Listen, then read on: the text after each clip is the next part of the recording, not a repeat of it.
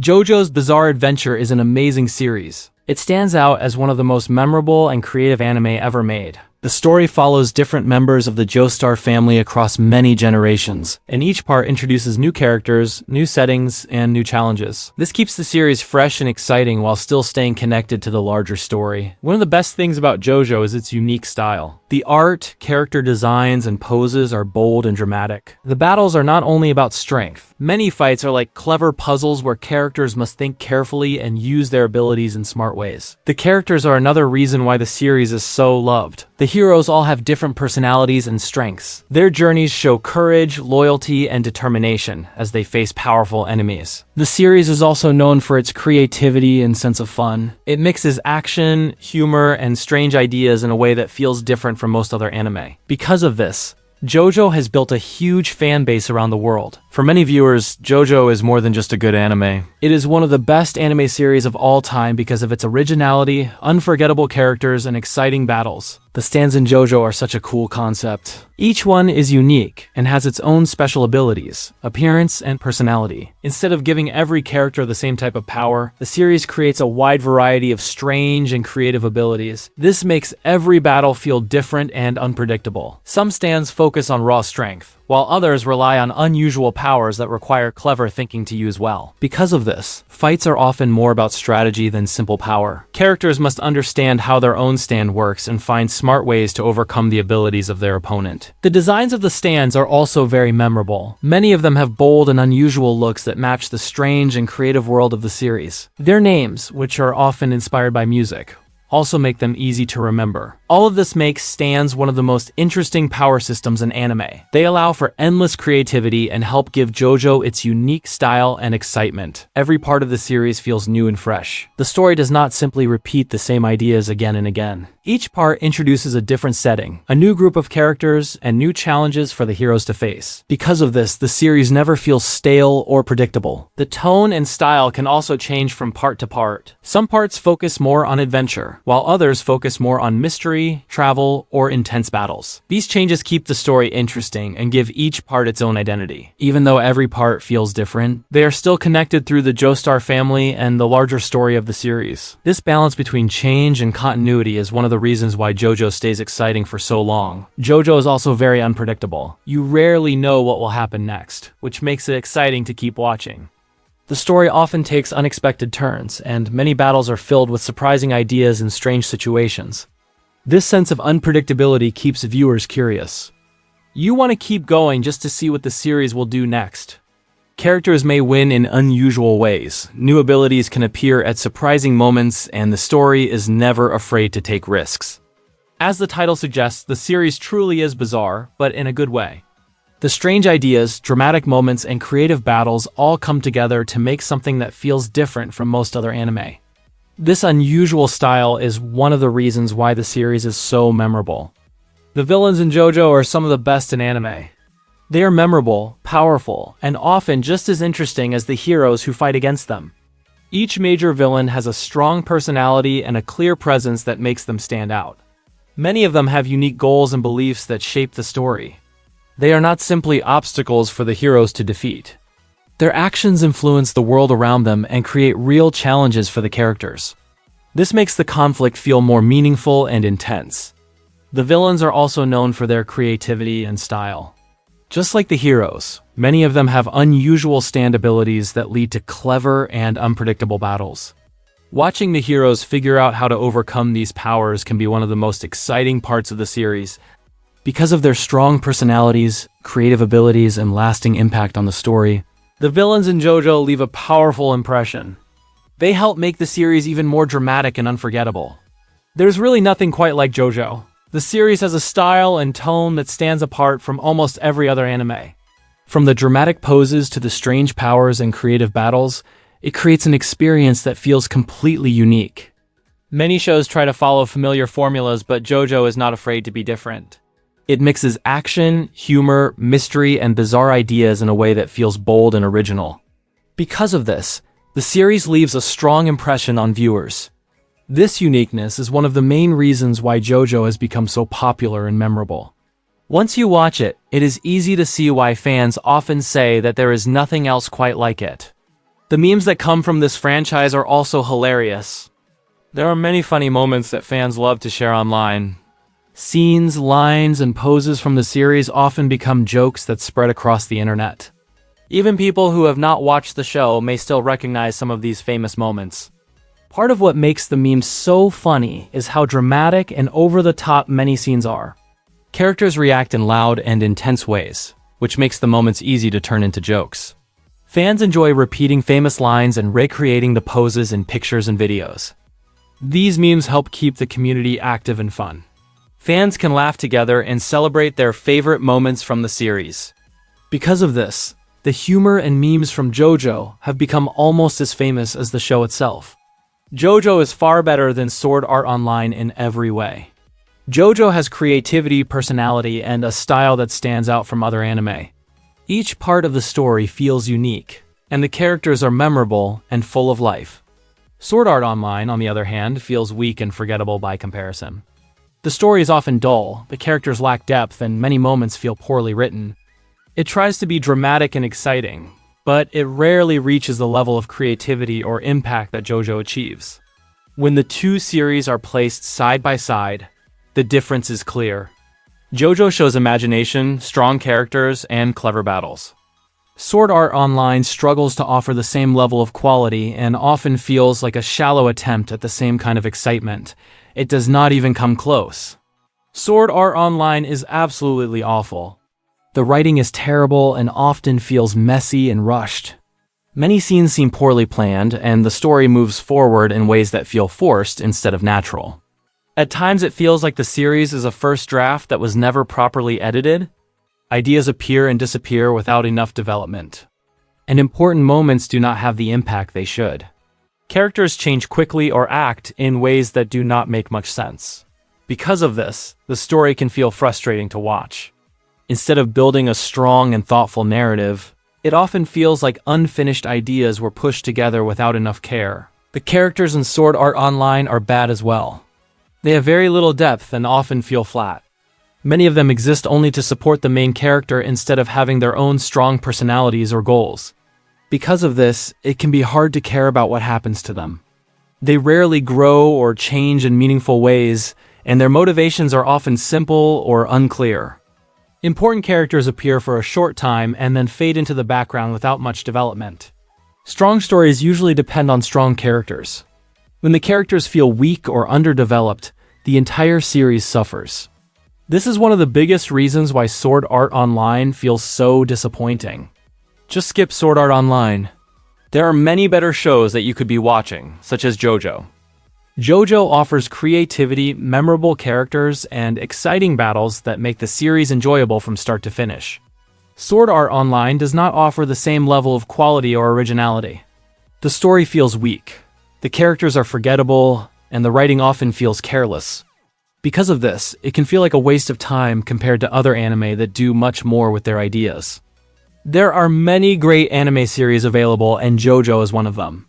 Instead of spending time on Sword Art Online, it makes much more sense to watch a series that actually delivers strong storytelling and memorable moments. The JoJo community is also much better than the Sword Art Online community. JoJo fans are usually friendly and welcoming. Many of them enjoy sharing their favorite moments, discussing characters, and joking about the many memes that come from the series. It often feels like a fun place where fans can enjoy the show together. The Sword Art Online community has a very different reputation. It can feel rude and toxic at times, especially during arguments about the series. Some fans react harshly when people criticize the show, which can make discussions unpleasant. Because of this, the overall experience around JoJo often feels more positive. Fans celebrate the series, share jokes, and enjoy the strange and creative world of JoJo together. Sword Art Online fans often struggle to accept criticism of the show. Many treat it as if it is a flawless masterpiece and assume that anyone who dislikes it must be wrong. Instead of discussing the problems that people point out, they sometimes dismiss those opinions right away. Because of this attitude, discussions about the series can quickly turn hostile. People who share negative opinions about the show may get attacked or mocked rather than heard. This behavior makes normal conversation difficult and pushes others away from the community. When fans refuse to accept any criticism, it reflects poorly on the community. It gives the impression that honest discussion is not welcome, which can make the whole situation feel frustrating and even a little pathetic. Sword Art Online has earned a reputation as one of the worst communities in anime fandom. Many discussions around the series quickly turn into arguments, and it can be difficult to have a calm or honest conversation about the show. Because of this, many people prefer to stay away from it. If you value your sanity and want to enjoy anime discussions without constant hostility, it is often better to avoid that community and spend time in spaces that are more welcoming and relaxed. Sword Art Online can also feel insulting to people who play video games.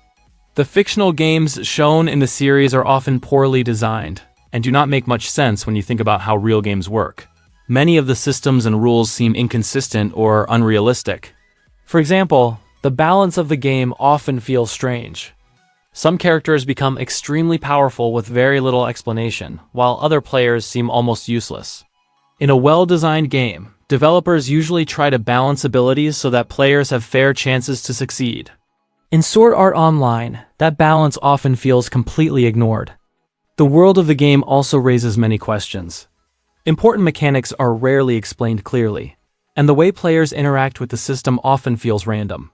Features appear only when the story needs them, rather than feeling like part of a carefully planned game. Because of this, many people who are familiar with video games find it difficult to take the setting seriously. Instead of feeling like a believable virtual world, the games in Sword Art Online often feel like rough ideas that were never fully thought through. If you are a fan of mythology, Sword Art Online will probably just make you angry. The show handles mythology in a very careless way. It takes ideas from famous mythologies but changes them so much that they barely resemble the original stories. This is especially noticeable with Greek and Norse mythology. The names and themes are borrowed, but the deeper meaning and background of those myths are mostly ignored. Characters, locations, and concepts are used only on the surface level, without much respect for the original stories behind them. For people who enjoy mythology and understand the history behind these legends, this can feel frustrating. Instead of thoughtfully adapting these myths or using them in creative ways, the series often treats them like simple decorations. Because of this, the mythology elements in Sword Art Online can feel shallow and poorly handled. Fans of Greek or Norse mythology may end up feeling more annoyed than impressed by how the show uses these famous stories. There is nothing that Sword Art Online seems to do well. Many parts of the series feel poorly thought out, and the story often comes across as unfocused. Plot points appear suddenly, important ideas are dropped, and the direction of the narrative can feel inconsistent. This problem becomes even more noticeable when you learn that the author has said in interviews that much of the story was not carefully planned in advance. Instead of building a clear structure from the beginning, many ideas were created along the way as the story continued. Because of this approach, the series can feel scattered.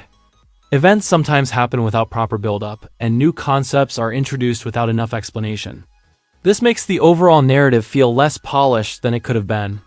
When a story lacks careful planning, the weaknesses become easy to see. In the case of Sword Art Online, this often leads to a plot that feels messy and poorly organized. Sword Art Online is not even the kind of bad that becomes funny. Some terrible movies or shows can still be entertaining because of how ridiculous they are. A famous example is the film The Room. It is widely known for its strange acting, awkward dialogue, and confusing story. Because of this, many people enjoy watching it and laughing at how badly it was made. Sword Art Online does not even reach that level of entertainment. Instead of being amusingly bad, it often just feels dull. The story drags, the writing feels weak, and many scenes fail to create any real excitement. When something is so poorly made that it becomes funny, at least viewers can still enjoy the experience. With Sword Art Online, that rarely happens. Rather than laughing at the mistakes, many viewers simply feel bored and lose interest in what is happening. It is baffling how a garbage show like Sword Art Online managed to become so popular. When you look at the weak writing, shallow characters, and messy story, it is difficult to understand why so many people praise it so highly. Many series with stronger storytelling and more creative ideas never reach the same level of attention. Yet Sword Art Online somehow became one of the most well-known anime of its time. This makes its popularity feel confusing to people who see many obvious problems with the show. To some viewers, its success feels like proof that many people have very low standards for what they consider good entertainment.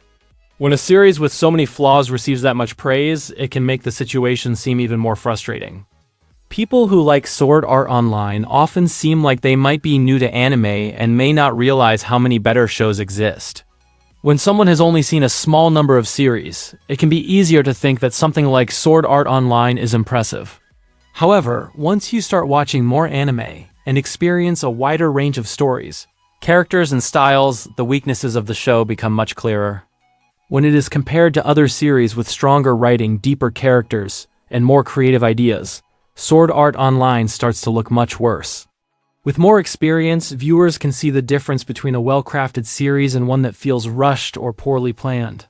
Once there is something better to compare it to, it becomes much easier to notice how weak Sword Art Online really is. Even the weakest parts of JoJo are far better than anything that Sword Art Online has to offer. When JoJo has a slower moment or a part that is not as strong as the others, it is still interesting because of the creative ideas, memorable characters, and unique style that the series always brings. Those moments still have energy and personality. The strange powers, dramatic scenes, and unusual humor help keep the series entertaining even when it is not at its absolute best. There's always something fun or surprising happening. Because of this, I would still rather watch the weaker parts of JoJo than sit through Sword Art Online. Even at its lowest points, JoJo remains more creative, more exciting, and far more memorable than what Sword Art Online usually delivers. The moral of the story is simple.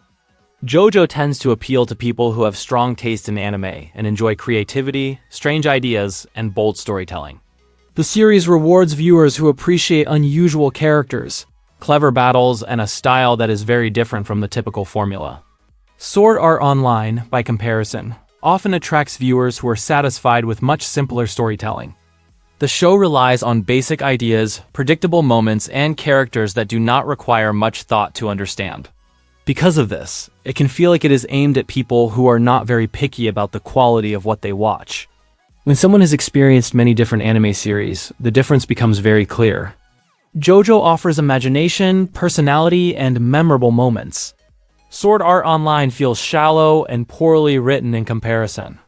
In the end, it creates a sharp divide in how the two shows are seen. JoJo feels like a series for people who value creativity and strong storytelling, while Sword Art Online often seems to appeal to viewers who are willing to accept almost anything without thinking much about the quality. People need to stop supporting Sword Art Online because continued support only encourages the creators to keep producing more of the same low-quality content.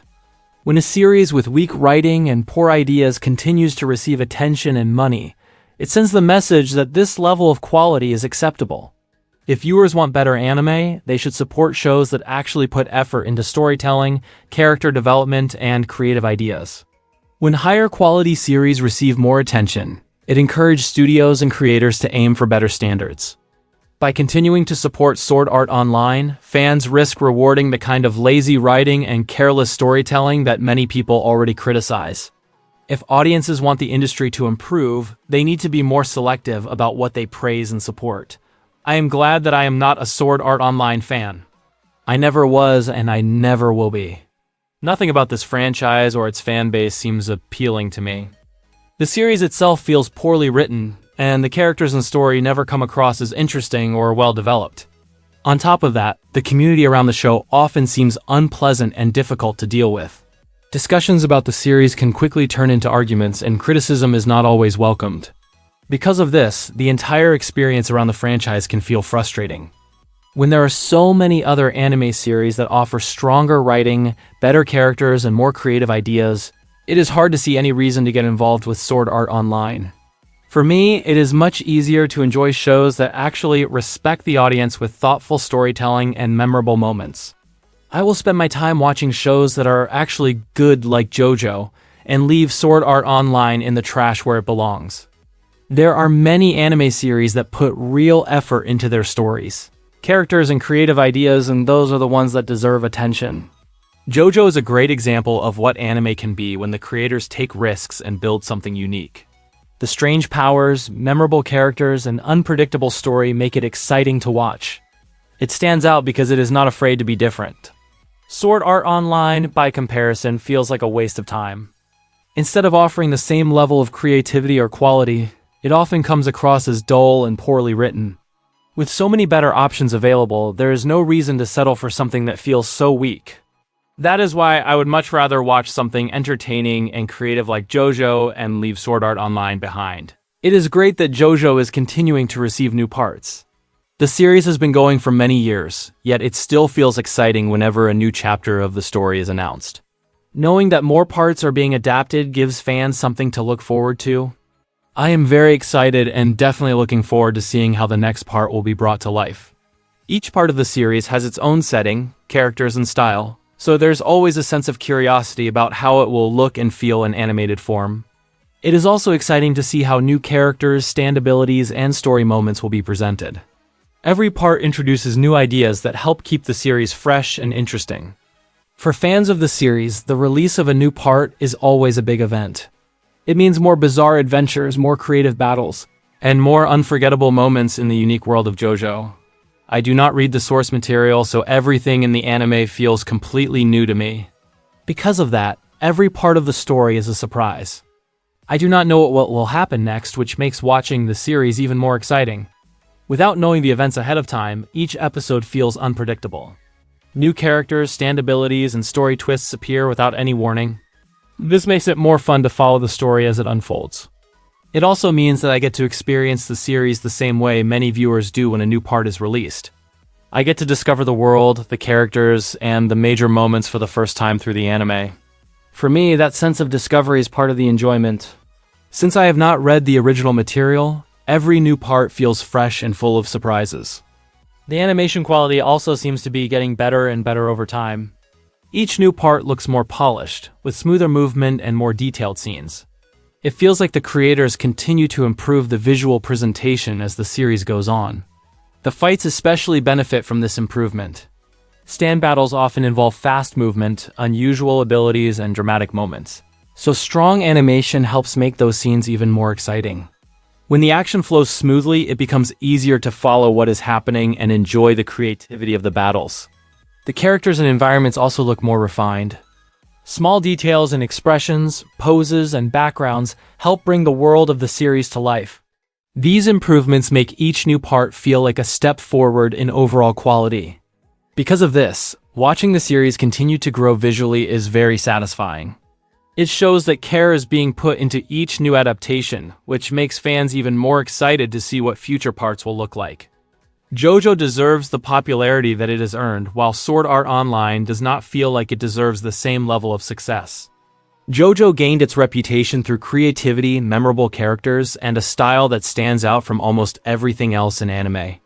The series constantly introduces new ideas, strange powers, and interesting battles that keep viewers engaged. Each part adds something different, while still building on the larger story of the Joestar family. Because of this, the popularity of JoJo feels earned. Sword Art Online, by comparison, often feels far less deserving of its fame. The writing is weak, the characters are shallow, and the story rarely shows the same level of creativity. When the two series are compared, the difference in quality becomes very clear. That is why it feels reasonable that JoJo continues to grow in popularity. The series offers something unique and memorable, while Sword Art Online often feels like it succeeded despite its many flaws. Sword Art Online deserves to be forgotten. The series has gained a great deal of attention over the years, but when people look back at it critically, there is nothing that truly stands out in a positive way. The writing is weak, the characters lack depth, and the story often feels unfocused and poorly planned. Many other anime series offer stronger storytelling, more creative ideas, and characters that leave a lasting impression. Those are the shows that deserve to be remembered and talked about for years. When a series does not bring much originality or quality, it naturally fades from relevance over time. In the end, Sword Art Online feels like the kind of show that will not age well. As more viewers discover better written and more creative anime, it becomes easier to see its flaws. Because of that, it would not be surprising if the series slowly fades away from discussion while better shows continue to be remembered.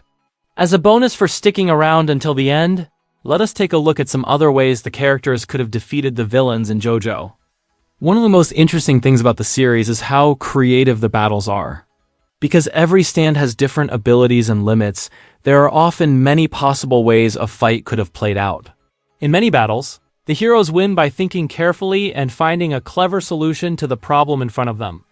However, if the situation had been slightly different, they might have used other strategies.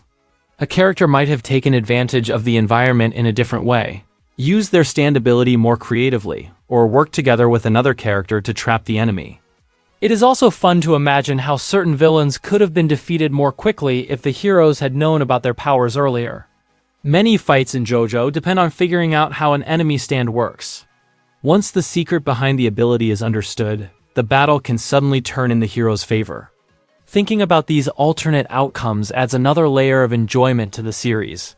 It shows how flexible and creative the stand system is, since many battles could have ended in completely different ways depending on the choices the characters made. Spoilers for JoJo's Bizarre Adventure Golden Wind. Many new and unique stands are introduced to us in the Golden Wind part. Among them is the powerful King Crimson, the stand of Diavolo. In the series, Giorno defeats Diavolo and King Crimson with his Gold Experience Requiem stand. Gold Experience Requiem resets King Crimson's time erasure ability and nullifies it, which puts Diavolo in a never-ending time loop where he dies over and over again, unable to do anything. But are there any alternate ways of beating King Crimson? Let's find out. In this video, I'll break down the JoJo's Bizarre Adventure anime series, explain all the mistakes made, see if I can make better decisions than the characters, and ultimately try to beat King Crimson. This series is really long, and there's a lot to cover, so that's why I decided to just focus on how to beat King Crimson instead of every enemy stand in the series. Everything will be based on the anime only. Let's get started. First, we need to know how King Crimson works. King Crimson's main ability is time erasure. It can erase up to 10 seconds of time. Diavolo and King Crimson are the only ones who can move around as normal during this period. Moreover, Diavolo and King Crimson are intangible during the time erasure, so they can't attack others or be attacked. Diavolo usually uses King Crimson's time erasure ability to readjust his position or avoid enemy attacks. After the time erasure effect ends, the people affected will complete whatever actions they were doing. However, only Diavolo will know what occurred during the erased period. Furthermore, King Crimson has a substand ability called Epitaph. It gives Diavolo the power to see up to 10 seconds into the future. Epitaph's predictions are unavoidable unless King Crimson erases the time when the prediction would have occurred. Apart from time erasure and Epitaph, King Crimson is a really strong stand in general. It can easily punch through people and cleave them in a single chop. Here are some alternative methods I came up with to beat King Crimson. Instant and unexpected death. Diavolo's greatest weakness is that he has to consciously activate Epitaph and King Crimson's time erasure ability. It doesn't automatically trigger as a self-defense mechanism or anything, so one way to beat Diavolo is to catch him off guard and quickly kill him instantly and unexpectedly before he has the opportunity to use Epitaph or King Crimson. For example, if you were to snipe Diavolo and kill him with a single headshot, then he wouldn't foresee that happening since Diavolo is not always checking Epitaph 24/7, and there has to be some sort of cooldown period since Diavolo is not constantly spamming Epitaph. Additionally, a stand like Killer Queen should be able to beat King Crimson. Killer Queen could touch Diavolo and then immediately use its bombing abilities to blow him up before Diavolo is able to use Epitaph or King Crimson's time erasure ability. If Killer Queen is fast enough, it should kill Diavolo before the time erasing happens. If Diavolo did erase time to avoid getting blown up, it doesn't remove Killer Queen's bomb transmutation ability, so Killer Queen could activate it again. There also has to be a cooldown period for King Crimson's time erasing power, so it's not like Diavolo would be able to continuously erase time. He would get blown up sooner or later. Unavoidable attack. Diavolo can see up to 10 seconds in the future, but that's not going to do him any good if he can't escape from an attack within that time frame. For instance, if you nuked the city, then Diavolo wouldn't be able to avoid that even if he could see it coming. If Diavolo erased the time when the nuke exploded to avoid getting hit, then he would still die from the fallout and radiation of the nuclear blast. Of course, nuking the city would also kill thousands or maybe millions of innocent innocent people, so this isn't the best option since there's a lot of collateral damage if you nuke the city. But it should work if your only goal is to beat Diavolo and King Crimson. An area of effect stand would also be great against King Crimson since it only has a range of about 2 to 3 meters, so a stand such as the Grateful Dead should also be able to beat King Crimson. It can forcefully age people over a large area, and Diavolo wouldn't be able to escape from that area within 10 seconds, so he can't avoid the aging effects as long as there's no ice nearby. Diavolo wouldn't expect an area of effect stand, so there's no reason for him to use Epitaph. Moreover, the Grateful Dead's accelerated aging causes enemy stands to be weakened since the spirit is also aged, so Diavolo won't be able to use King Crimson to its fullest potential. It might only be able to predict 5 seconds of time, for example, instead of 10 seconds, so King Crimson won't be nearly as powerful. And if Diavolo tried to fight back or run away, then it would just accelerate the aging process since the Grateful Dead ages people based on their body heat, and intense physical activity would warm up the body. On the same note, Green Day would work as well since it has a large area of effect ability. It has the potential to massacre entire cities, especially if Chocolate was working with Sekko's Oasis stand. Sekko could liquefy the ground and cause Diavolo to sink in, which would trigger Green Day's mold. If Diavolo could see what's about to happen, he can't avoid it since both Green Day and Oasis have a large area of effect. Diavolo wouldn't be able to escape in 10 seconds. Stopping time. Erasing time is a really powerful ability, but being able to stop time is way better. So a stand like Dio's The World or Jotaro's Star Platinum should be able to beat King Crimson. The main difference is that Diavolo and King Crimson can't attack other people during the time erasure. However, Dio and Jotaro are still able to attack and kill other people when time is stopped. So if Dio or Jotaro fought Diavolo, then they should be able to defeat him since they could simply stop time and kill Diavolo without him being able to react. If Diavolo could foresee what's coming, there's not much he could do to prevent it since time has stopped and King Crimson can't erase stopped time. If Diavolo used Epitaph to predict the future, it would appear as if Dio or Jotaro were teleporting from one place to another, so he wouldn't be able to understand that they had the power to stop time. Epitaph only shows the final results with none of the events leading up to it, so it's open to interpretation. Diavolo doesn't know that stands can stop time, so he won't know how to properly fight against the World or Star Platinum. Not to mention that Dio is a vampire, so he would be able to easily win against Diavolo in a fist fight. If Diavolo somehow knew about the World's time stop ability and activated King Crimson first to erase time and reposition himself for a counterattack, Dio could still survive King Crimson's punches or chops. Then he would simply stop time and kill Diavolo. Damage reflection. Giorno's gold experience stand can transform inanimate objects into living organisms. When any of the life forms Giorno creates are attacked, the damage will get reflected back to the attacker. For example, Giorno turned Koichi's luggage into a frog at the start of the series, and when Leaky Eye Luca smashed the frog with his shovel, Leaky Eye Luca's head was smashed instead of the frog. So Giorno could do the same here when fighting against King Crimson. He could turn a bunch of rocks into frogs and cover himself with the frogs. Then when King Crimson attacks him, all the damage will be reflected back. It's like the Yu-Gi-Oh card Mirror Force. Diavolo wouldn't be expecting something like that to happen, so he wouldn't use Epitaph to predict it. As stated before, Diavolo has to deliberately activate Epitaph. By the time Diavolo realizes that something is wrong, it would be too late for him since he's already dead, so he wouldn't be able to use King Crimson to erase the time it happened. And why didn't Diavolo crush himself when he stomped on that scorpion Gold Experience Requiem created? Is this another case of Araki forgot, or is it a mistake by the animation studio? Man in the Mirror. Illuso's stand, Man in the Mirror, is actually really powerful. It can drag anything into a mirror world by using a reflective surface. It can even drag stand users into the mirror world without their stands, which means that the stand user would be defenseless inside the mirror world since Man in the Mirror is the only stand there. So as long as there's a mirror or another reflective surface nearby, Illuso's Man in the Mirror should be able to beat King Crimson. It would just drag Diavolo into the mirror world and leave King Crimson behind. mind. Then, Man in the Mirror would kill Diavolo inside the mirror world without breaking a sweat. Diavolo wouldn't be able to use King Crimson from the outside since he's out of range. If King Crimson could predict Man in the Mirror dragging him into the mirror world and broke the mirror or reflective surface, it would be in Illuso's favor since there will be more openings to the mirror world. If King Crimson erased the exact moment of being dragged into the mirror world, Illuso could do it again and again. There's no way King Crimson could destroy all the tiny pieces of mirror in 10 seconds, so it would be susceptible to Man in the Mirror's abilities. Man in the Mirror can also select which body parts of a person to drag in. It could only drag in Diavolo's heart, and that would kill him right away since you can't survive without a heart. Purple Haze. Purple Haze's abilities are incredibly powerful. It can create a deadly flesh-eating virus that melts a person within 30 seconds. Purple Haze could have defeated Diavolo and King Crimson if it was able to infect him. The author most likely knew that Purple Haze was way too overpowered, so that's one of the reasons why Fugo was removed from the story. If Diavolo used King Crimson to erase time, then it would only quicken the spread of the virus. Time erasure also doesn't remove the virus, so if Diavolo gets infected and there's no light nearby, then he can't do anything. The one downside is that Purple Haze's virus affects friends and foes alike, so it would have to fight King Crimson alone, but it has a range of 5 meters, which is greater than King Crimson's range of 2 to 3 meters. The only way to be safe against Purple Haze is to create the right antibodies. For instance, we saw how Giorno was able to create an antivirus from a snake to cure Purple Haze's virus. He could do the same for the other team members so they wouldn't be vulnerable to Purple Haze anymore. Then, they could fight as a group and only Diavolo would get infected and die. Purple Haze could also shoot one of the virus capsules from its hand like a pressurized gun. Fugo would have to make sure the 10 seconds are up and Diavolo isn't using Epitaph to see into the future. Cream. Vanilla Ice's Cream Stand is one of the most dangerous stands in the JoJo's Bizarre Adventure series. Inside Cream's mouth is a portal to a void-like dimension. Cream can swallow itself in vanilla ice to create a ball-shaped floating portal. In this state, Cream is invulnerable and nearly impossible to detect. The one downside is that Vanilla Ice has to come out and take a peek since he can't see what's going on. As long as Vanilla Ice doesn't do that, he should be able to beat Diavolo and King Crimson. So the best way is to trap Diavolo in a tiny room or something where he can't escape, and have Cream attack him there. Diavolo can't counter Cream, so if he used King Crimson to erase time, it would continue to chase after him. Epitaph might not be able to sense Cream since it's not technically part of this dimension. Automatic Stand. An automatic stand like Sheer Heart Attack or Notorious B.I.G. should be able to beat King Crimson. They would continue to go after King Crimson, so the 10-second prediction or erasure won't make a big difference since it doesn't do anything to stop the automatic stands. Sheer Heart Attack and Notorious B.I.G. are both pretty much indestructible, so Diavolo wouldn't be able to counter them with King Crimson. Delayed Attack. As explained before, Diavolo can see up to 10 seconds in the future, so if you could delay your attack for more than 10 seconds, then Diavolo won't be able to see what's coming, so he wouldn't use King Crimson to erase any time. A stand, such as Craftwork for example, could freeze a bullet in place and build up its kinetic energy. Then, when the 10 seconds are over, Craftwork could launch the bullet at Diavolo, and it should kill him since Diavolo didn't predict that happening and wouldn't use King Crimson to erase the time of the bullet hitting him like what happened with Aerosmith. Mista could also use his Sex Pistol stand to constantly redirect his bullets and delay the shot for more than 10 seconds. Teamwork. King Crimson works really well against one-on-one fights, but it's not very good against groups. That's the reason why Diavolo let Bruno and Trish escape when the other characters came inside the church. So in order to counter that, the characters could work together to fight against King Crimson. They need to make sure to never go off on their own. With the right positioning, it should be relatively easy to defeat King Crimson. Diavolo could use Epitaph to predict the movement, but he would only be able to set up a counter attack against one person, maybe two at max. The characters could do the blood drop trick to see when King Crimson skips time and then attack in that general direction. If the wheelchair-bound Polnareff was able to land a direct hit on Diavolo all by himself, then the other characters should be able to do that as well if they teamed up. Kill Diavolo. King Crimson is a really strong stand, but no matter how powerful the stand is, the user isn't invincible. So instead of trying to attack King Crimson, the characters could go after Diavolo when he's vulnerable, like what Jotaro did when he fought Rubber Soul's Yellow Temperance stand, or what Polnareff did when he fought Vanilla Ice's Cream. Diavolo is a normal human being, so he has to sleep. The characters could try to attack him then. Unlike Death 13, King Crimson and most other stands don't activate when the user is asleep, so Diavolo won't be able to defend himself. Or wait until Diavolo is gone and Doppio is occupying the body. Doppio would be much easier to kill than Diavolo since he doesn't have access to King Crimson's time erasure ability and only has King Crimson's arms. It'll take at least 10 seconds for Doppio to transform into Diavolo, and the other characters could kill him within the time frame. Risotto would have easily won the fight against Doppio if Bruno's gang didn't interfere at the end. Risotto should have won the fight against Doppio pretty quickly if he didn't care about figuring out Doppio's relationship to the boss. And that's how to beat King Crimson in JoJo's Bizarre Adventure Golden Wind. Do you have any better strategies or methods? If so, let me know in the comments below. As a bonus for sticking around until now, let's see if it would be possible for Jotaro to beat Dio's the World without using Time Stop during the Stardust Crusaders Battle in Egypt arc. In JoJo's Bizarre Adventure Stardust Crusaders, Jotaro and Dio finally face off in the end. We find out that Dio's stand the world has the overpowered ability to literally stop time. When time is stopped, Dio is the only one who can move around. This means that Dio can kill any defenseless opponents, move to a better position, or even toy with his opponents. It seems like it's impossible to defeat Dio. However, we learn that Jotaro's stand Star Platinum is the same type of stand as the world. Therefore, Jotaro's Star Platinum also has the ability to stop time. By using the time stop ability, Jotaro eventually manages to defeat Dio in the end. And you know, this fight scene is really cool and awesome, don't get me wrong. But if I'm being honest here, the whole part of Jotaro's stand being the same exact type of stand as Dio's stand, and therefore sharing the time stop ability is kind of a little hard to believe. It wasn't really set up properly beforehand, or at all for that matter. Dare I say that it's a Deus Ex Machina? So this got me thinking, would it actually be possible for Jotaro to defeat Dio if he never got the time stop ability as well? I think that the answer is yes. After all, none of the other JoJo protagonists like Josuke and Giorno had the same exact overpowered time manipulation stand ability as the primary antagonists of their parts, and they still managed to win in the end. Here's my theory on how Jotaro beats Dio without time stop. To begin with, the other events would all play out in the same exact way. So Dio would have killed Kakyoin and Joseph, and Jotaro is facing Dio one-on-one. He doesn't have any help from any of them. Polnareff did step in during the middle of the fight, but he wasn't very useful. Furthermore, the world's time stop ability does have several limitations. It's not invincible. First, Dio has to consciously activate the ability himself. It doesn't just automatically trigger as a self-defense mechanism when Dio is in danger. Second, there's the obvious restriction that time stop doesn't last forever. Towards the end, we saw that Dio is only able to use this power for a max of about 11 seconds. Additionally, we can't forget that Dio is still a vampire, so all the weaknesses of being a vampire apply here as well. For example, Dio is weak to sunlight and Haman. Also, you must completely destroy a vampire's brain in order to kill them. With that out of the way, let's finally get started. Number 1. Kill Dio during the world's cooldown. It's never actually revealed in the anime what the exact cooldown of the world's time stop ability is, but Dio can't just keep spamming time stop over and over again, so clearly there's some sort of restriction in place to prevent that from happening. Therefore, Jotaro could kill Dio during this grace period via a surprise attack. As mentioned before, you can kill a vampire by completely destroying their brain. All Jotaro would need to do is pulverize Dio's skull and crush his brain along with it. During Jotaro and Dio's fight, Jotaro pretended to be dead and Dio let his guard down. Jotaro took this opportunity to smash Dio's skull, and it was very effective. Dio wasn't even able to stand afterwards, so this surprise attack method will 100% work to kill Dio. However, instead of finishing Dio off for good, Jotaro decides to douse him in gasoline and try to light him on fire with his lighter. Why would Jotaro do that? This allows Dio to use his time stop ability and escape. Jotaro manages to catch up to Dio, but doesn't outright shatter his skull either, and punches him away for some reason, and they just happen to be on the same street that Dio killed Joseph earlier, so Dio lands near Joseph and drains his blood to heal himself back to full strength. Rather than taunt Dio, Jotaro should have just completed his goal of smashing Dio's head right there. It's the same mistake that Thor made at the end of Avengers Infinity War. Instead of straight up killing Thanos, Thor decides to mock him, and this allows Thanos the opportunity to use the Infinity Gauntlet to wipe out half of all life in the universe. Number 2. Kill Dio with an unblockable attack. Another way Jotaro could kill Dio without using time stop would be with an unblockable attack, something that Dio Dio could not defend himself from. For example, if Jotaro threw a bomb at Dio, and Dio wasn't able to make it out of the blast radius in time, even with the world's time stop ability, then the bomb should kill him. Jotaro's Star Platinum stand could easily throw the bomb at Dio from a safe or faraway distance. Star Platinum threw Iggy halfway across the desert at Endul, so it could do the same thing with a bomb. But Jotaro is just a high school student. Where would he get a bomb like this though? Well, Jotaro does have connections with the Speedwagon Foundation, and I'm sure they could provide Jotaro with a bomb if he asked them. Number 3. Kill Dio via sunlight. As I said at the start, Dio is still a vampire, so he's weak to sunlight. One way Jotaro could have beat Dio is by hiding until sunrise and then challenging Dio to a fight. During the fight, Jotaro would outsmart Dio and trick him into walking into the sunlight. That should kill Dio. For some reason, Dio chooses to live in Egypt, which happens to be one of the sunniest places on Earth. There's a reason why Twilight takes place in Forks, Washington, which is one of the rainiest places in the United States. Moreover, Arabia Fats' stand is literally the sun. It can also shoot rays of energy, which would be really useful in the fight against Dio. If Arabia Fats teamed up with the Stardust Crusaders, then it would be impossible for Dio to fight them since he can't get close. The sun has a huge area of effect, so even if Dio stopped time, he wouldn't be able to get near Arabia Fats, kill him, and escape within a few seconds. So yeah, as you can see, those are a few ways that Jotaro could have killed Dio without using time stop, but that's just a theory. Who knows what would actually happen if Jotaro never got this ability? Also, can you come up with another way for Jotaro to kill Dio without using time stop? If so, be sure to leave a comment about it. By the way, I got the idea for this video from a post and reply I found on the website Quora. After Golden Wind, the next JoJo part is called Stone Ocean. The anime adaptation for it will begin airing on Netflix in December 2021. Here's the plot synopsis. In Florida 2011, Jolene Cujo sits in a jail cell like her father Jotaro once did. Yet, this situation is not of her own choice. Framed for a crime she didn't commit and manipulated into serving a longer sentence, Jolene is ready to resign to a dire fate as a prisoner of Green Dolphin Street Jail. Though all hope seems lost, a gift from Jotaro ends up awakening her latent abilities, manifesting into her stand stone free. Now, armed with the power to change her fate, Jolene sets out to find an escape from the stone ocean that holds her. However, she soon discovers that her incarceration is merely a small part of a grand plot, one that not only takes aim at her family, but has additional far-reaching consequences. What's more, the mastermind is lurking within the very same prison, and is under the protection of a lineup of menacing stand users. Finding unlikely allies to help her cause, Jolene sets course to stop their plot, clear her name, and take back her life. What did you think of JoJo's Bizarre Adventure Golden Wind? I personally thought it was really great. The action was amazing, and the characters were awesome. It's definitely one of my favorite JoJo parts. Which movie or anime should I do next? Leave a suggestion. Be sure to also check out some of the other How to Beat videos on this channel. Well, that's it for this video. If you enjoyed it, make sure to subscribe so you never miss a future upload. Thanks for watching, and I'll see you in the next video. JoJo's Bizarre Adventure is easily one of the greatest anime series of all time. There are millions of people around the world who love the show. In fact, there's even several celebrities who are fans of the series. In this video, I'll give you 10 famous JoJo's Bizarre Adventure fans. Number 1. Clint Eastwood. Clint Eastwood is an American actor, filmmaker, musician, and politician. In 2012, JoJo's Bizarre Adventure creator Hirohiko Araki met with Clint Eastwood as part of the celebration for the 25th anniversary of the JoJo's Bizarre Adventure manga. Clint Eastwood was actually used as the model for Jotaro Kujo's character, and he posed as Jotaro during the meeting. Number 2. Kira Buckland. Kira Buckland is an American voice actress who has voiced numerous anime and video game characters, such as Kuroyuki Hime in Excel World, Yulis Alexia von Riesfeld in The Asterisk War, and 2B in Nier Automata. Kira Buckland often cosplays as Jolene, the protagonist of Stone Ocean. Additionally, she even has the Joestar birthmark tattooed on her back. If you watch the English dub of Diamond is Unbreakable, then you would have also heard Kira Buckland as the voice of Reimi Sugimoto. Number 3. Hideki Kamiya. Hideki Kamiya is a Japanese video game designer and director. He directed Resident Evil 2, Devil May Cry, Beautiful Joe, Okami, Bayonetta, and The Wonderful 101. Hideki Kamiya has even included some JoJo references in the games he's worked on. For example, the character Joseph Frost is named after Joseph Joestar. Another reference would be that one of the enemy's mask designs for the Nobodies in Devil May Cry is based on the stone mask. Number 4. Kiari Pamu Pamu. Kiari Pamu Pamu is a Japanese singer, model, and blogger. She often uses poses from JoJo's Bizarre Adventure in her performances. In Kiari Ari Pamu music video for Pon Pon Pon. The last pose is the JoJo pose. Number 5. Butch Hartman. Butch Hartman is an American animator, YouTuber, illustrator, and voice actor. He's best known for being the creator of the Fairly OddParents, Danny Phantom, Tough Puppy, and Bunsen is a Beast. In one video, Butch Hartman drew Jotaro Kujo with Jorgen, because their names begin with Joe. Number 6. Mike Daniels. Mike Daniels is an American football defensive tackle for the Detroit Lions. Crunchyroll did an 11-minute documentary called He Was Anime about him. In the documentary, we find out that Mike Daniels is a fan of Hunter x Hunter, JoJo's Bizarre Adventure, and My Hero Academia. Number 7. Shoko Nakagawa. Shoko Nakagawa is a Japanese media personality, actress, voice actress, illustrator, and singer. She often does JoJo poses during interviews and live performances. In fact, Shoko Nakagawa broke her tailbone when trying to do a Narancia pose on stage during a concert. She's obsessed with Jotaro Kujo, and also interviewed Hirohiko Araki on a Japanese television show. Number 8. Yuka Kishino. Yuka Kishino is a Japanese singer and dancer. She's part of the electro-pop group Perfume. Furthermore, the choreography in Perfume's music video for the 2010 song Natural ni Koishite is based on JoJo poses. Number 9. Asuka. Asuka is a Japanese professional wrestler and former mixed martial artist. Asuka and another wrestler, Charlotte Flair, recreated the iconic "Oh, You're Approaching Me" scene from the JoJo's Bizarre Adventure manga. Number 10. Simon Barrett. Simon Barrett is an American actor, producer, and screenwriter. He has written several horror and/or thriller movies, including A Horrible Way to Die, VHS, VHS 2, You're Next, and The Guest. Moreover, Simon Barrett has tweeted about JoJo's Bizarre Adventure, and how he booked tickets to a JoJo's Bizarre Adventure escape room at Anime Expo 2018. Well, that's it for this video. Do you know any more famous celebrities who are fans of JoJo's Bizarre Adventure? If so, let me know in the comments below. Thanks for watching, and I'll see you in the next video. Golden Wind is the 5th part of the JoJo's Bizarre Adventure series. If you're unsure about the ending and also want to know what comes next, then you definitely came to the right place. In this video, I'll explain the ending of JoJo's Bizarre Adventure Golden Wind. Let's get started. We see that Giorno is now the new head of Passione. He's wearing a black and green outfit instead of his usual pink and blue outfit. This is taken directly from the cover of volume 61. Furthermore, if you look on the desk here, you can see that several of these items represent Giorno's fallen comrades. The zipper is part of Bruno's outfit. The yellow flower is from where Abashio died. Also, the wine is the same exact brand that the characters drank. Finally, the white flower is from where Narancia died. Moreover, we know that Fugo is still alive. He left the group earlier because he was too scared to fight the boss. If you're wondering what happened to him afterwards, then you should read Golden Heart, Golden Ring, and Purple Haze Feedback. Those light novels explain what Fugo is up to. Fugo was supposed to later betray the group, but the author Araki got very attached to the main characters and couldn't bring himself to do that. That's probably why Chocolata's Stan Green Day had similar virus infection abilities as Purple Haze. This was originally meant to be a fight scene between Giorno and Fugo. So what's next? Well, after Golden Wind, the following JoJo part is called Stone Ocean. The story is set in Florida during the year 2011. The main character is Jolene Kujo, the daughter of Jotaro Kujo. Jolene is wrongfully accused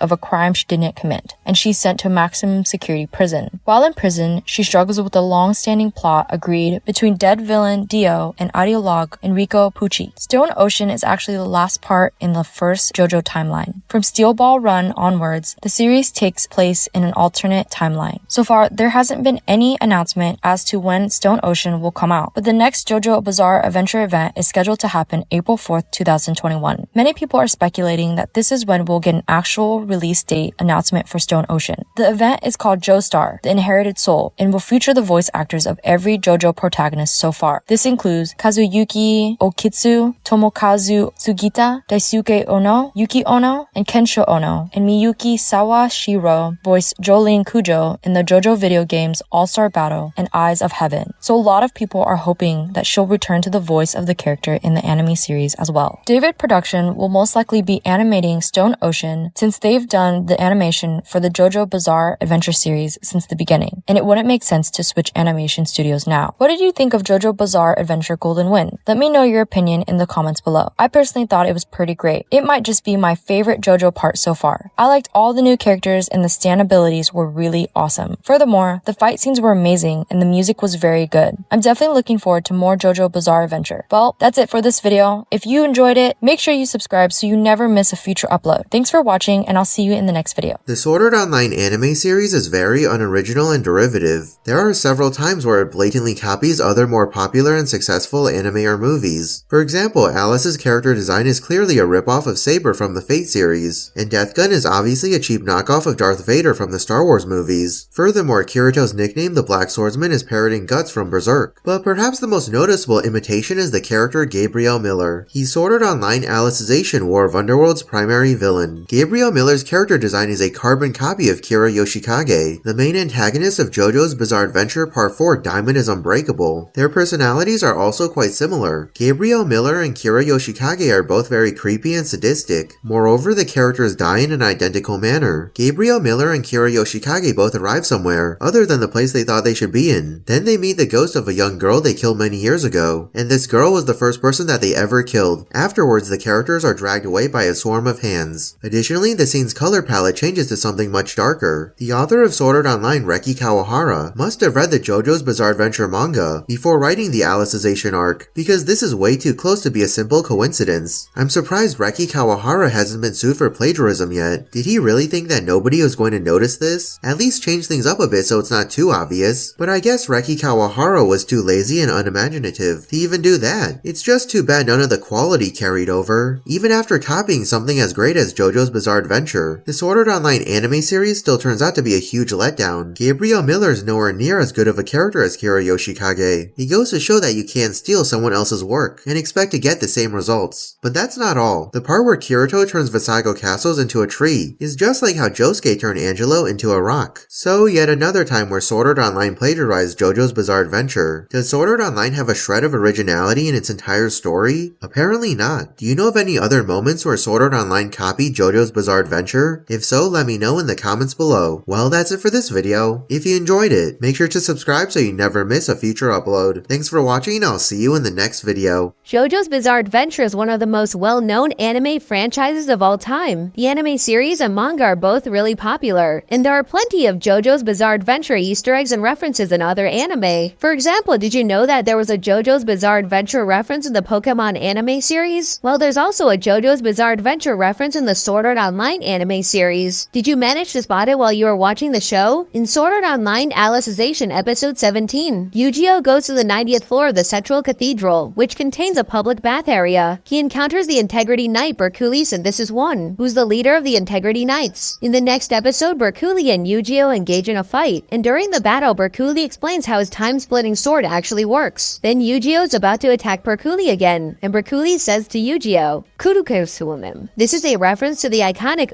"Oh, you're poaching me" panel from the JoJo's Bizarre Adventure manga, which features the characters Jotaro Kujo and Dio Brando. This panel can be found in chapter 256, Dio's World 10, of the JoJo's Bizarre Adventure Stardust Crusaders manga. This issue was published on February 24th, 1992. Something else I found really interesting is that Berkuli Synthesis 1 is voiced by Junichi Suwabe in the Japanese dub of Sword Art Online Alicization. You might know Junichi Suwabe is the voice of Archer from the Fate series, and the voice of Ayumi Daiki from the Kuroko's basketball series, but he's also voiced two characters in the JoJo's Bizarre Adventure anime series, Heron Starby and Stardust Crusaders, and more recently, Leone Abakio and Golden Wind. The English voice actor for Berkuli Synthesis 1, Imari Williams, has voiced a character from the JoJo's Bizarre Adventure anime series as well, Whole Horse and Stardust Crusaders. Well, that's it for this video. Do you know of any more JoJo's Bizarre Adventure references and or Easter eggs in the Sword Art Online anime series? If so, let me know in the comments below. Thanks for watching, and I'll see you in the next video. JoJo's Bizarre Adventure Diamond is Unbreakable Chapter 1 is a 2017 Japanese movie. It's based on the Diamond is Unbreakable story arc of the JoJo's Bizarre Adventure manga. There are several Easter eggs and references in the movie. I managed to find a total of 10 of them, and I'll explain those in this video. This video will contain spoilers for JoJo's Bizarre Adventure Diamond is Unbreakable Chapter 1, so make sure you watch that movie first before watching this video. Anyways, let's get started. Here are 10 Easter eggs in JoJo's Bizarre Adventure Diamond is Unbreakable Chapter 1. Number 1. Pink Dark Boy. You can see several volumes of Pink Dark Boy in Koichi's room here. This is a reference to the character Rohan Kishibe in the JoJo's Bizarre Adventure series. Pink Dark Boy is a fictional manga created by Rohan Kishibe. Number 2. Population. Koichi says that the population of Morio is 58,713. This is a direct reference to the JoJo's Bizarre Adventure Diamond is Unbreakable manga, Volume 29, Chapter 274, which is titled The Nijimura Brothers Part 1. In the manga, Koichi specifically states that the population of Morio is 58,713. Number 3. The Rolling Stones. You can see a poster in the background here that says The School of Hard Rock, and the tagline is "It's only rock and roll, but I like it." This is a reference to the 1974 song "It's Only Rock and Roll, but I Like It" by the Rolling Stones. Number 4. Yatai. The shop is called Yatai. A yatai is a small mobile food stall in Japan. The word yatai translates to shop stand, which is quite fitting considering stands are a big part of the JoJo's Bizarre Adventure series. Number 5. Evil Spirits. Jotaro asks Josuke if he sees evil spirits. This is a reference to episode 1 of JoJo's Bizarre Adventure Stardust Crusaders. The title of that episode is The Man Possessed by an Evil Spirit. In the episode, Jotaro believed that he was possessed by an evil spirit before he learned what stands are. Number 6. Sickness. Josuke's grandfather says that he was on the brink of death when he was 4 years old. This is a reference to how Josuke developed a stand at the age of 4, but suffered a fever because of it, just like Holly from Stardust Crusaders. Number 7. Trussardi. Josuke's mom says that she's going to an Italian restaurant named Trussardi. This is a reference to the character Tonio Trussardi in the JoJo's Bizarre Adventure series. He's a professional chef of Italian origins, and his restaurant is called Trattoria Trussardi. Number 8. Reimi Sugimoto. In the scrapbook, you can see a page about the Sugimoto family. Reimi Sugimoto was Kira Yoshikage's very first victim as a serial killer. She would later return as a ghost, and she haunts a hidden street of Morio, hoping to meet someone who will help her bring Kira Yoshikage to justice. Number 9. Sheer Heart Attack. The stand here is called Sheer Heart Attack. It's a sub-stand of Killer Queen, the stand of Kira Yoshikage. Sheer Heart Attack always goes after the warmer target. Number 10. Bowling Pin Nail Clipper. You can see a bowling pin nail clipper next to the jar of nails here. In the source material, we see that Kira Yoshikage uses a bowling pin nail clipper, so this is a cool detail. Well, that's it for this video. Did you manage to find any more Easter eggs or references that I didn't mention in this video? If so, be sure to let me know in the comments below. Also, what did you think of JoJo's Bizarre Adventure Diamond is Unbreakable Chapter 1? Let me know your opinion. I personally thought it was okay. It's not terrible, but nowhere near as good as the anime series itself. If you enjoyed this video, make sure to subscribe so you never miss a future upload. Thanks for watching, and I'll see you in the next video. All of the stands in JoJo's Bizarre Adventure Part 5 Golden Wind are named after other things like bands, singers, songs, or albums. So in this video, I'll explain the namesake and musical reference of each stand. Let's get started.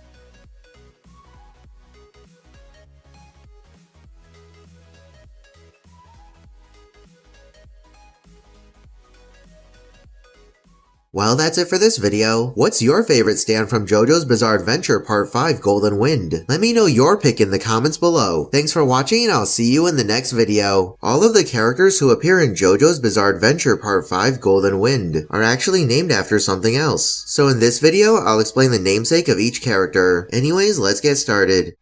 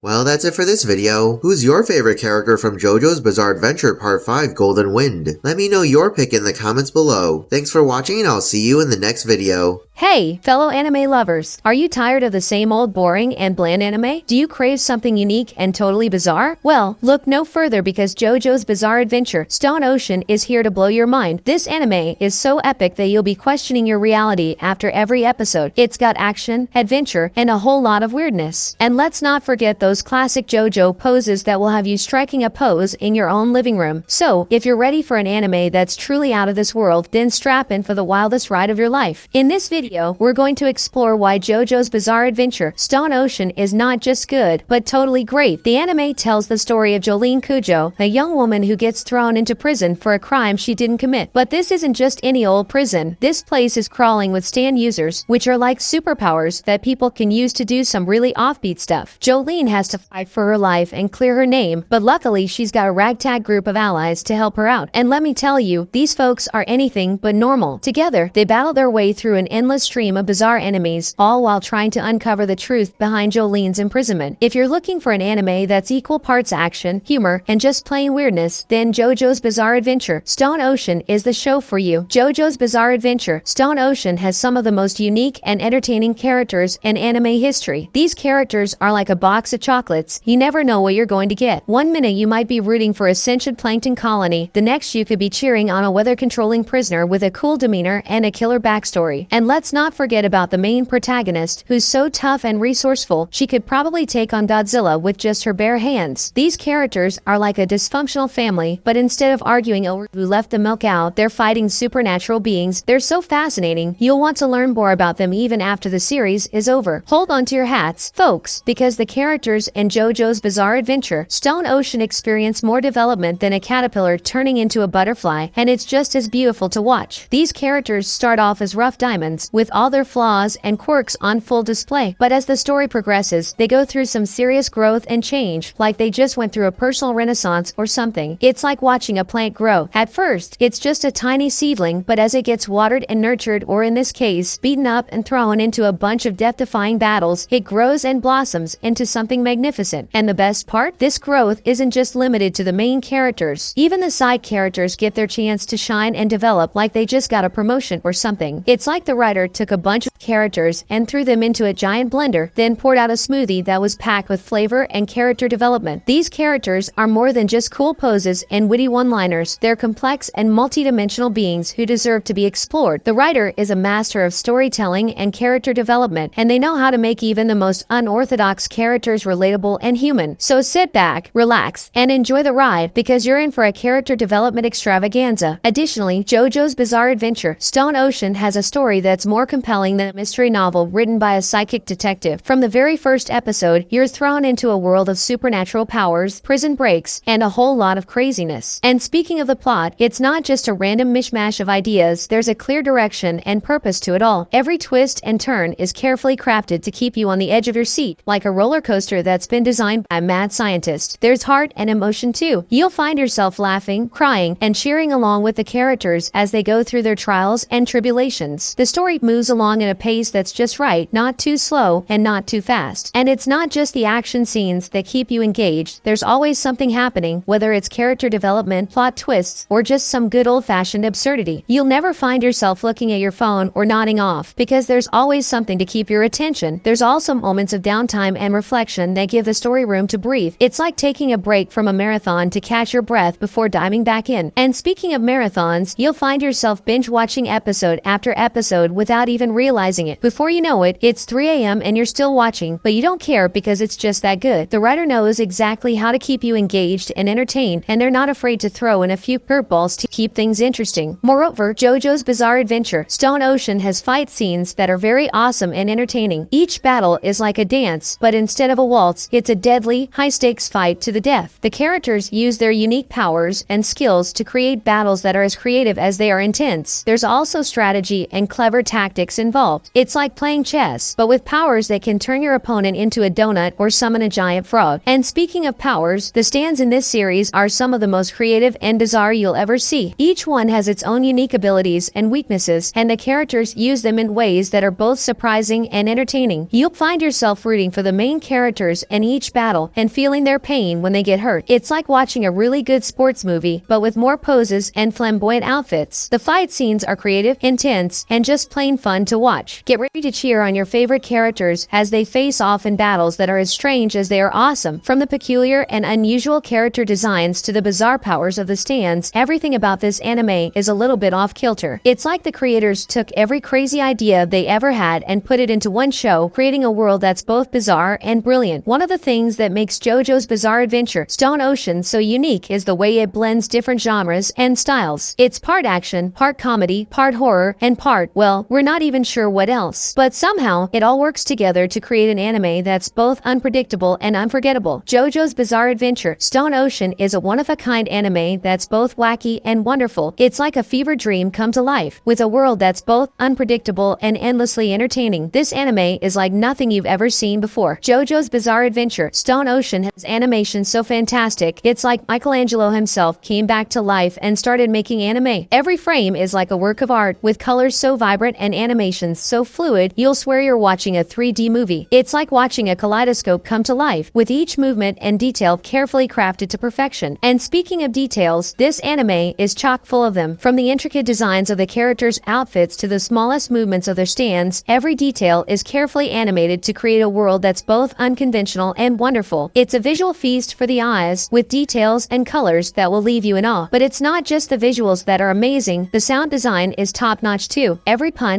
and cackle is like music to your ears, with sound effects that are as satisfying as they are hilarious. Every sound effect is carefully crafted. The excellent voice acting is also a standout feature, which is as over-the-top and entertaining as the characters themselves. Each actor brings their own unique flair to their roles, creating a world that's both bizarre and captivating. The music is top-notch too. From the opening and ending themes to the background music, each song is like a symphony of epic proportions. You'll be humming them for days. It's like having your own personal soundtrack to the adventures of Jolene and her friends. JoJo's Bizarre Adventure Stone Ocean is an anime that not only lives up to the hype but also exceeds expectations like a boss. It's like the anime creators took all the best elements of the previous arcs and cranked them up to 11, creating an anime that's even more insane than before. The characters are more outlandish, the fights are more epic, and the animation is more jaw-droppingly gorgeous. Every episode of Stone Ocean feels like a roller coaster ride, with twists and turns that keep you on the edge of your seat. The battles are like watching two superheroes fighting it out, with each character showcasing their unique powers. It's like the ultimate game of rock, paper, scissors, with each move leading to an even bigger and crazier move. JoJo's Bizarre Adventure Stone Ocean is the ultimate adrenaline rush, with action, drama, and humor all rolled into one. If you haven't watched it yet, then what are you waiting for? Get ready for the ride of your life. Thanks for watching and subscribe for more.